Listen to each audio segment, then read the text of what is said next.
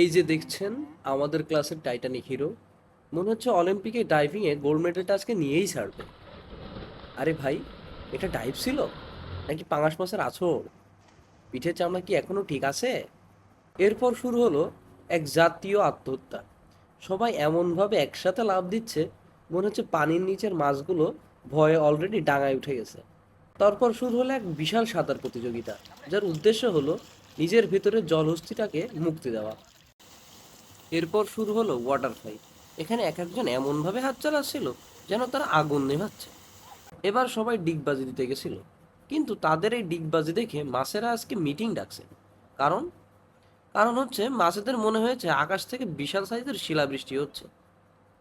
যাই হোক, মাঝে মাঝে এদের দেখলে মনে হয় এরা এক একজন জলহস্তির দুঃসম্পর্কের আত্মীয়। একবার পানিতে নামলে ওঠার নামই নেয় না। যাই হোক, দিন শেষে ফলাফল কি?